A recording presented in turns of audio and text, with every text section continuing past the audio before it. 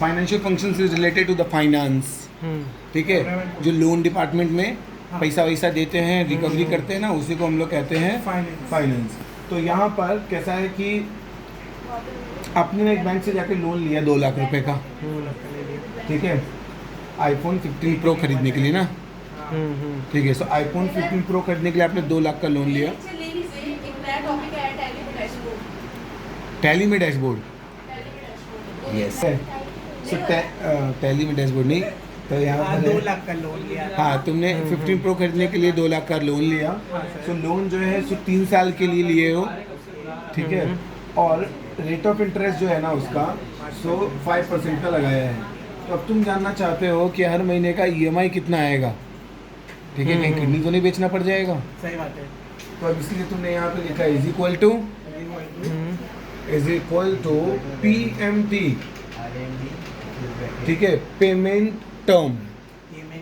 Payment term का मतलब कि EMI, ठीक है। पेमेंट का टर्म मतलब हर टर्म पे हम लोग कितना पे करेंगे, so that is called EMI। सो यहाँ पर PMT लिखे तो फॉर्मूला नीचे लिख कर आ गया। फॉर्मूला में लिखा हुआ है कि रेट, ठीक है। रेट कितना? सो रेट क्या है? 5%। अच्छा 5%, 5% रेट ऑफ इंटरेस्ट है। सो ये रेट ऑफ इंटरेस्ट पूरे साल के लिए है। तो 1 साल के लिए पेमेंट टर्म कितना होगा, मतलब इंटरेस्ट कितना होगा? 1 साल नहीं, 1 महीने का। किसका? 1 महीने का इंटरेस्ट कितना रहेगा? तो आपने क्या किया कि यहाँ पे इसको क्या डिवाइडेड बाई 12, क्योंकि EMI में 1 महीने का इंटरेस्ट रहेगा ना, पूरे साल का तो इंटरेस्ट नहीं रहेगा। So that's why divided by 12, comma फिर क्या बोल रहा है यहाँ पे लिख के, नंबर ऑफ पीरियड। सो कितने साल के लिए लोन है? तो 3 इयर्स के लिए है। लेकिन कंप्यूटर को ईयर्स में नहीं समझ में आता, कंप्यूटर को मंथ में समझ में आता है। तो इस 3 इयर्स को मुझे कन्वर्ट करके बताना पड़ेगा मंथ में। तो कितना होगा? 36, ठीक है। सो मल्टीप्लाई बाई 12, कॉमा फिर आता है पीरी। पीरी का मतलब नहीं, प्रिंसिपल वैल्यू, ठीक है। प्रिंसिपल वैल्यू का मतलब कि जितना का आपने लोन लिया हुआ है। सो फॉर्मूला में माइनस लगाना कंपलसरी है, माइनस लगाइए और फिर इसको सेलेक्ट कर लीजिए, ठीक है, और एंटर दबा दीजिए। तो आया कि 5,994, 5,994 rupees will be your monthly EMI। सो आपके अंदर क्यूरियोसिटी आया अंदर से, ठीक है, मतलब क्यूरियोसिटी अंदर से आया, ठीक है। और अंदर से आपको क्यूरियोसिटी ये आया कि ये जो मैं 5,994 रुपये भर रहा हूँ ना, इसमें मेरा इंटरेस्ट कितना है और प्रिंसिपल कितना है, वो जानने का मन कर रहा है। ठीक है। ये तुमको अंदर से जानने का मन किया। तो तुम फिर नीचे आए और नीचे आके यहाँ पे लगाए PPMT का फॉर्मूला। PPMT का मतलब होता है प्रिंसिपल इन पेमेंट टर्म, ठीक है, कि जो आप पेमेंट कर रहे हो उसमें प्रिंसिपल कितना है। So is equal to PPMT। जैसा कि आप लोगों को पता है, हर महीने का जो इंटरेस्ट होता है और हर महीने का जो प्रिंसिपल होता है वो चेंज होता रहता है। क्यों? क्योंकि जैसे जैसे आप लोन भरते जाते हो, ठीक है, वैसे वैसे आपका अमाउंट कम होता जाता है। तो अमाउंट कम होगा तो इंटरेस्ट भी क्या होता जाएगा? कम होता जाएगा। लेकिन बैंक वाले ने आपको क्या कहा कि भाई आपको हर महीने 5,900 भरना पड़ेगा। तो अगर इंटरेस्ट कम हो गया तो 5,900 में से कम हो जाना चाहिए पैसा ना। तो इसलिए बैंक इसको बैलेंस करने के लिए क्या करता है कि जितना इंटरेस्ट कम होता है उतना प्रिंसिपल बढ़ा देता है, तो फिर से राउंड फिगर बन जाता है। सेम ही अमाउंट आएगा, भले इंटरेस्ट कम करो या ज़्यादा करो। हाँ, तो जैसे कि अभी आपका 5,900 रुपये था, आपका इंटरेस्ट 100 रुपये से कम हो गया, तो 100 रुपये से कम हो गया इंटरेस्ट, तो होना चाहिए था 5,800।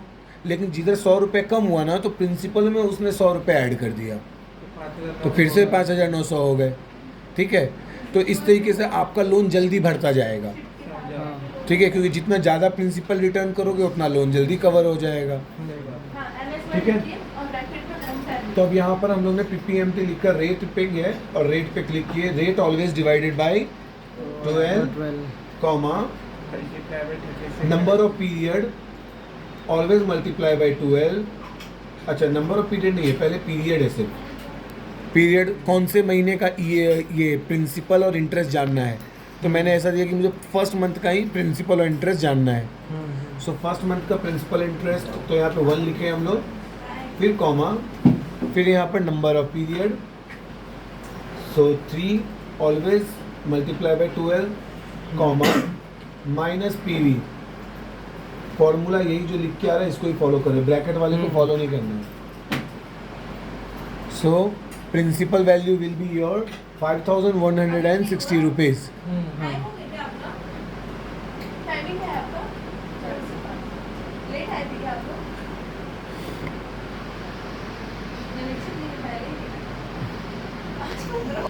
आज मैं जल्दी चलो 5:30 को निकल। फिर इज इक्वल टू पैर को आपके जल्दी करना। IPMT interest in payment term. अब इसमें से इंटरेस्ट कितना अगर है? आपको एक घंटे yes, interest in payment term में जाकर सबसे पहले आपको रेट लेना है। So rate divided by 12, comma, period 1, comma, number of period 3 multiply by 12, वही कॉमा, सेम है बट थोड़ा सेम। बस आगे लग गया IPMT, उसके आगे था PPMT, इसके आगे IPMT। IPMT। और यहाँ पे फिर से यही चीज़ प्रेजेंट वैल्यू एंटर। सो आ गया यहाँ पर। हाँ सो अब मुझे क्रॉस वेरिफिकेशन करना है, क्या ये दोनों मिलाकर इतना ही अमाउंट होता है क्या? तो इज इक्वल टू छम छम छम, मतलब सम। फॉर्मूला सम का फॉर्मूला लगाओ और इन दोनों दोनों को को select सिलेक्ट करो और enter. And so you will get the same amount. तो ये था हमारा IPMT और PPMT। अब यहाँ पर क्या हुआ कि तुमने लोन लिया हुआ है आईफोन का, आईफोन का। ठीक है, आईफोन के लिए। अब तुमने क्या सोचा कि एक ही बार ना लौटाऊंगा, बीच बीच में मेरे को भरने का नहीं है, 3 साल के बाद मैं एक ही बार लौटा दूंगा। Compound interest, not a simple interest. मालूम है ना कंपाउंड और सिंपल? हाँ मालूम। EMI में सिंपल इंटरेस्ट कैलकुलेट होता है, 10 EMI मत भरो तो EMI इंटरेस्ट का भी इंटरेस्ट चार्ज होता है, उसको कंपाउंड इंटरेस्ट कहते हैं। तो अब सीधे 1 साल बाद भरोगे, 3 साल बाद भरोगे तो इंटरेस्ट का भी क्या लगते जाएगा? इंटरेस्ट, उसे बोलते कंपोनेंट। Compound interest. तो एक ही बार में यहाँ पर आपको कैलकुलेट करके देगा future value is equal to FV, future value, rate divided by 12, comma, number of period 3 multiply by 12, comma, minus PMT। So 2,32,294 rupees आपको at the end of 3 year लौटाना पड़ेगा। अगर हम लोगों ने जो ये लोन लिया है बाई चांस अगर हम लोग मंथली नहीं दे पाए, डायरेक्ट एक साथ दे दिए, तब इतना तब पैसा इतना आपको आएगा। देना पड़ेगा 3 years हाँ, और अगर आप रेगुलर भरते जा रहे हो तो 15,000 के आसपास का आएगा। बहुत ठीक ज़्यादा है, अच्छा ये देखो यहाँ पर ये इंटरेस्ट है, इंटरेस्ट है। ठीक है। So is equal to this amount multiply by 36 month, this amount multiply by 36 month, इतना जाएगा। आई थिंक सो आपने सिर्फ IPMT इंटरेस्ट किया ना ये इंटरेस्ट है ना? हाँ, तो मैं इंटरेस्ट निकालूँ 3,000 आ जाएगा। शायद। 36 month is equal to this amount multiply by 36 month, principal. Okay. और प्रिंसिपल और इंटरेस्ट दोनों मिलाकर इज इक्वल टू सम। ऐसे नहीं कर सकता हूँ मैं, डायरेक्टली क्लिक कर दूँ, alt is equal to, select नहीं किया तो सेलेक्ट करना पड़ेगा और एंटर। हाँ, सो वैसे आपका होगा अगर आप हर महीने भरते जाओगे तो 2,15,000 का आपका टोटल अमाउंट होगा, लेकिन अगर आप एक ही साथ भरोगे तो 2,32,000 आएगा। ठीक है, क्यों? क्योंकि जो इंटरेस्ट है ना उस पर भी हर महीने इंटरेस्ट का इंटरेस्ट लगता है। 17,000 तक होगा एक्स्ट्रा। ठीक है। अब क्या हुआ कि तुम एक, हाँ, अब तुमको जानना है कि मेरा रेट ऑफ इंटरेस्ट क्या होगा। ओके। मतलब तुमको लोन अमाउंट मालूम है, कितने साल भरना है वो मालूम है, EMI पता है, लेकिन तुमको ये नहीं पता कि बैंक ने रेट ऑफ इंटरेस्ट कितना लगाया है। ठीक है, ये नहीं बताया था, बैंक छुपा के रख दिया था। छुपा के रखते तो इंटरेस्ट जानना है तो यहाँ पर हमने लिखा is equal to rate, bracket open, number of period, so number of period 3 multiply by 12. यही अगर मंथ में होता हमें 36 लिखना पड़ता तो डिवाइड हाँ, अगर यहाँ पे 36 मंथ लिखा हुआ रहता तब हम उसको नहीं कुछ नहीं करते, सीधे सेलेक्ट कर लेते. अगर सीधे 36 लिखा रहता तो हम सीधे उसको सेलेक्ट कर लेते, मल्टीप्लाई बाय 12 नहीं करते. बट वो ईयर लिखा हुआ है, दैट्स वाई हम उसको मल्टीप्लाई बाय 12 कर लेते. फिर PMT तो 36 मंथ एक साथ कैलकुलेट करते हैं. कॉमा हाँ. इसके बाद में PV माइनस PV. सो बता रहा है कि आपका महीने का इंटरेस्ट होता है 0.417. 417. ठीक है, और तो ये महीने का है तो साल का कितना होगा, is equal to this amount multiply by 5% ही आया. सो आपको पता चलेगा कि आपके लोन का रेट ऑफ इंटरेस्ट 5% है. फिर आप यहाँ से उठे और चल दिए आगे.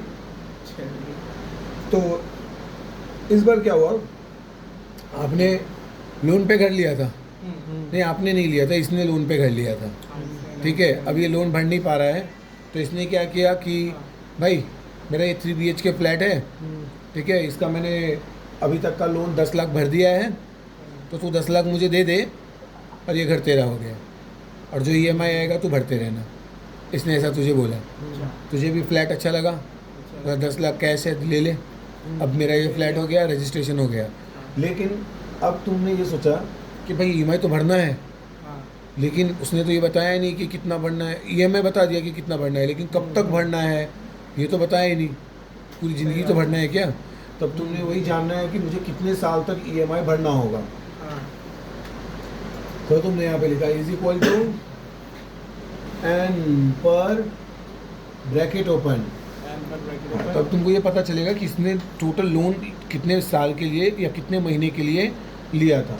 सो एन पर rate always divide by 12. PMT comma PV. इस बार मैंने माइनस नहीं लगाया ना, क्योंकि PMT में पहले से लगा हुआ है. यहाँ पे पहले से माइनस लगा हुआ है, तो अगर लगा हुआ है तो मैं नहीं लगाऊंगा. तो पता चला कि 36 मंथ. ठीक है, इसका जो EMI भरने का पीरियड है वो 36 मंथ का है. फिर मैंने यहाँ पे लिखा इज इक्वल टू 36 मंथ मतलब क्या होता है भाई, तो is equal to divided by 12. Is equal to 36 divided by 12. तो 3 साल का था लोन, 3 साल का है. ठीक है, अब उसमें से चलो ये हो गया. अब यहाँ पर आया, अब तुमको ये जानना है कि इसने तुमको खाली इतना ही बताया कि मैंने 10 लाख लोन भर दिया है, बाकी तुमको भरना है. कितना भरना है बाकी? नहीं, कितना भरना नहीं, बंदे ने लिया कितना का लोन था वो बात भी सही है. ये पता ही नहीं है मुझे. 3 करोड़ का ले लिया. हाँ, तो कितने का लोन लिया था ये तो पता चले मुझे. तो इसीलिए हम लोग यहाँ पे फॉर्मूला लगाएंगे PV, प्रेजेंट वैल्यू. तो लोन कितने का था, is equal to PV bracket open rate divide by 12 comma number of period multiply by 12 comma PMT में लगा हुआ है माइनस. फॉर्मूला इधर लिखा है वही देख के टाइप करता हूँ, एंटर. पता चला कि 2 लाख का लोन लिया था बंदा. 2 लाख. हाँ 10 लाख का. हाँ, वो तो एग्जाम्पल बता रहा था. इधर वाला ये बराबर आया ना, 2 लाख का ही लोन है ना. वो तो इसको समझाने के लिए तुमको एग्जाम्पल देता है, सम तो इधर सॉल्व कर रहे हैं. ठीक है, 10 लाख का लोन. वो 10 लाख तू 10 लाख ढूंढ रहा था इधर. अरे क्या गिरा? क्या किया, मॉनिटर गिर गया धपाक से. 2 लाख का उसमें लोन लिया था बाकी हाँ. फॉर्मूला से. ठीक है, तो ये हमारा पूरा फाइनेंशियल फंक्शंस कंप्लीट हुआ. ओके. कैला, कई क्या बोलते हैं? कर ले. हाँ कैला.